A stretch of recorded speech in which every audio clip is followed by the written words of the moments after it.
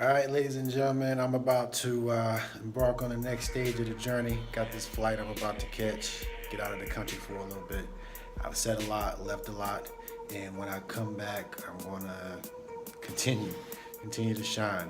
I'm not going to be speaking on things the way I've spoken on them as far as in the past.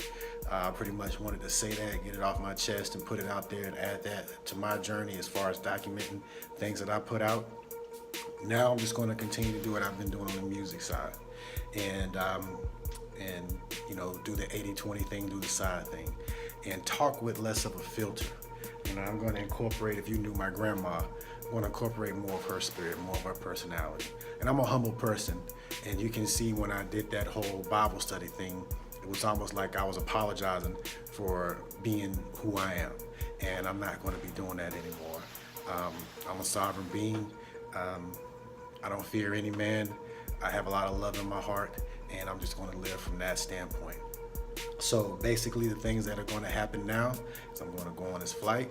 I'm going to be gone out of contact for about a week, and then I'm going to come back, and I'm going to hit the ground running and basically do what Jesus would do, basically. That's one of the people that I look up to. I used to think I was Jesus because I had my experience in the clouds, coming out of the clouds in the Everglades in Florida. My mom's name is Mary. I got hair like wool, skin could be like burnt brass, and all of this stuff. So, but regardless of all that circumstantial stuff that I couldn't have created, I definitely related to him. I wanted to understand what it felt like to be like him. And the thing is, when you start to awaken and go on that journey, you will have that experience yourself. You would know what it's like to be persecuted, to be doubted, and all of this stuff. That's why many people don't want to go through that themselves and want someone to save them. But the truth is, you're your own savior. And I'm not a guru or anything like that, but for people that want to wake up, I can show you what not to do.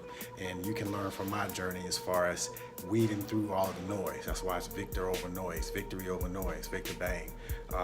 Because there's a lot of noise out there. There's a lot of disinformation, and you wouldn't even believe what's going on. I just touched on a small piece of it, but I've been down the rabbit hole. So the level that I'm working on is the level that gets the most attention, the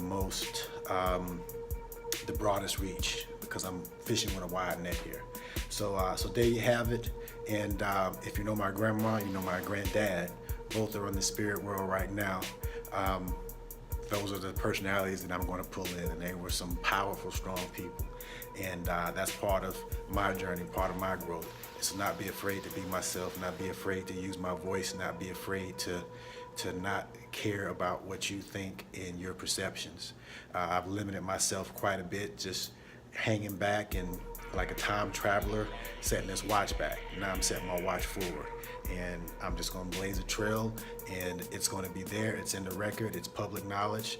I believe that if Jesus would have came back today, instead of writing books, he would have did videos, a reality show, all of this stuff, dealing with the media and everything, putting it in front of your faces, and using his own words so that they can't be misconstrued. There can't be no religion put behind it or anything like that. You can hear it from the man. Imagine if you can actually watch what Jesus said back in the day and not have to deal with these interpretations and these translations, but hear from the man's mouth what he said. So that's what I'm doing, not claiming to be Jesus, but just like Kobe doesn't claim to be LeBron and LeBron doesn't claim to be Jordan, they're just doing their thing on the highest level that they can, and I'm doing it on the highest level that I can in the realm of spirituality.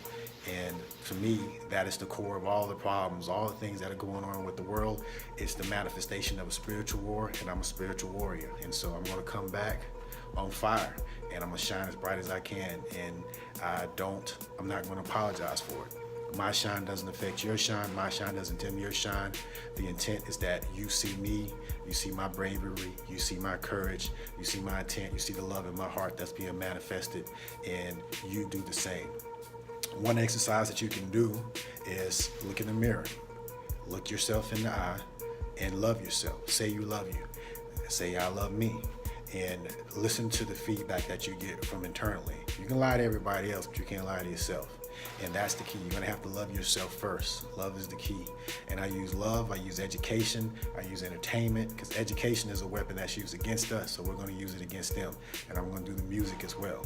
I got enough music to last a couple lifetimes. So positive music, none of this degrading stuff that just glorifies the culture that is just going to put us back in these prisons that they made for us and all of this stuff. So yeah, it's got a lot of work ahead of, I got a lot of work ahead of me, and I know this realm is not one for that much positivity, but that's not going to stop me from doing what I do.